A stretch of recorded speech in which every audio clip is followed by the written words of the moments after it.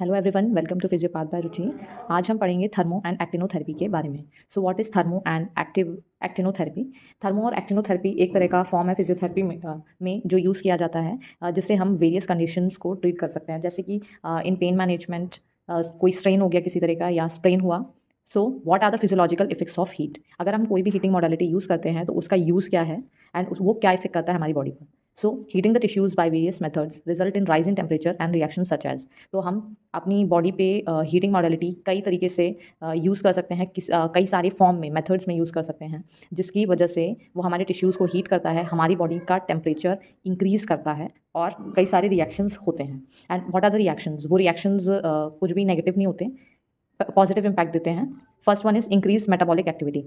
Increase metabolic activity means heating of tissues accelerates the chemical changes that is metabolism. जब भी हम tissues को heat करते हैं तो वो हमारी बॉडी में केमिकल चेंजेस लाता है, केमिकल रिएक्शंस करता है, जिसकी वजह से हमारा मेटाबॉलिज्म तेज़ हो जाता है, इंक्रीज हो जाता है। The increase in metabolism is greatest in the region where most heat is produce, that is in the superficial tissues. तो मेटाबॉलिज्म उन टिश्यूज़ में ज़्यादा इंक्रीज होता है जिस एरिया पर हम हीटिंग मोडालिटी दे रहे होते हैं। So, as a result of increased metabolism, there is an increased demand for oxygen and foodstuffs and an increased output of waste products including metabolites. So, होता क्या है, मेटाबॉलिज्म के एक्चुअल में इंक्रीज होने से हमारे जो वेस्ट या फूड स्टफ्स जो हमारी आर्टरीज में, वीन्स में फ्लो कर रहा होता है और जो वहाँ पे इंटरप्शन पैदा कर रहा होता है, क्रिएट कर रहा होता है, तो उन वेस्ट प्रोडक्ट्स को ये निकालने का काम करता है मेटाबॉलिज्म इंक्रीज होने पर।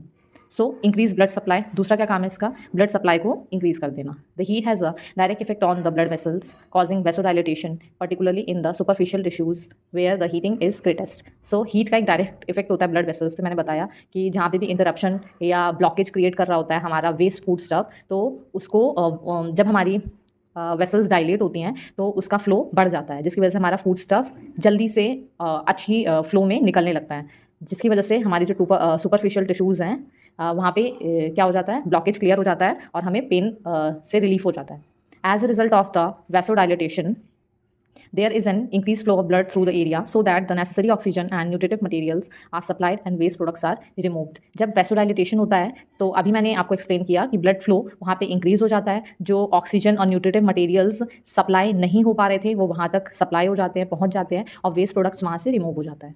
Next, the superficial vasodilatation causes erythema of the skin, which is unlike to that produced by UVA radiation, appears as soon as the part becomes warm and begins to fade soon after the exposure of heat cases। तो superficial vasodilation होने की वजह से जो skin का erythema हुआ था वहाँ पे, तो वो यूवी इरेडिएशन की वजह से क्या हो जाता है, निकल जाता है। Appears as soon the part becomes warm. जैसे हमारा वो पार्ट वार्म होता है या वहाँ की ब्लड सप्लाई इंक्रीज होती है तो वहाँ के जो जितना भी ब्लॉकेज होता है वो क्लियर हो जाता है और हमारे हमको रिलीफ मिल जाता है उस कंडीशन से।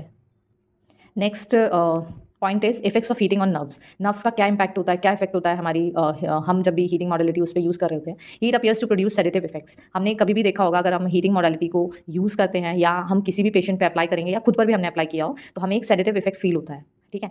Next, heat has been applied as a counter irritant that is the thermal stimulus में इफेक्ट द पेन सेंसेशन। जो इन सम केसेस वहाँ पर जो काउंटर इरिटेंट होता है, ये एक तरीके से काउंटर इरिटेंट के फॉर्म में हीट काम करने लगती है, थर्मल स्टिमुलस देती है, जिसकी वजह से हमें पेन सेंसेशन क्या होता है, फील होने लगता है। कभी कभी हमारी नर्व्स जब डिकम्प्रेस हो जाती हैं तो हम हमारी हीटिंग मॉडलिटी को अप्लाई करने से वहाँ पे जब नर्व सप्लाई हमारी खुल जाती है या ब्लॉकेज क्लियर हो जाता है तो हमारा थर्मल स्टिमुलस स्टार्ट हो जाता है।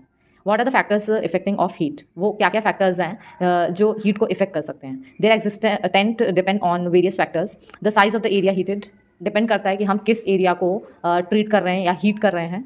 The depth of absorption of specific radiation. Her radiation की अलग अलग एब्जॉर्प्शन और अलग अलग एरिया, वो अलग अलग डेप्थ कवर करता है स्किन का।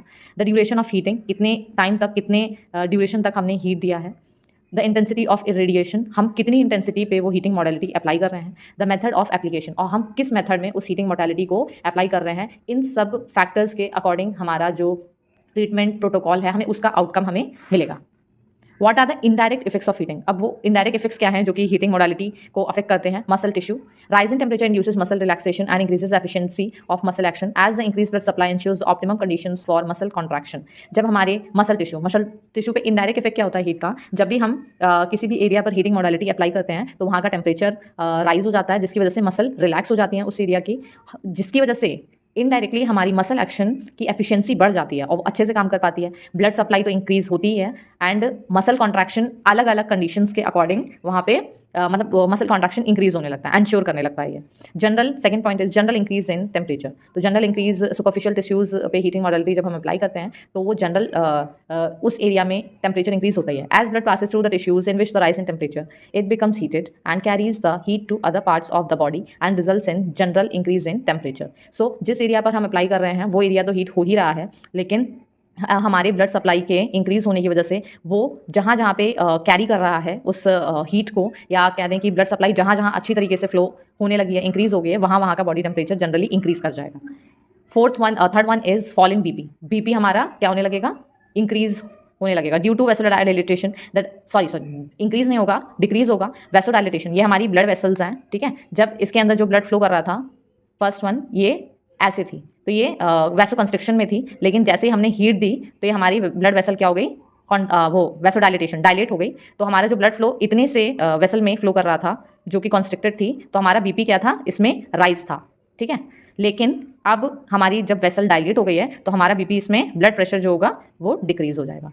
सो ये फॉल इन बीपी कर देता है, मतलब बीपी को गिरा देता है। Fourth one is increase activity of sweat glands. Increase removal of metabolic waste resulting increase activity of sweat glands. जैसे ही हम हीट करते हैं तो हमारे जो जितने भी टॉक्सिक प्रोडक्ट्स या वेस्ट प्रोडक्ट्स होते हैं ब्लड में से, वो रिमूव हो जाते हैं, तो हमारे स्वेट ग्लैंड्स भी एक्टिव हो जाते हैं।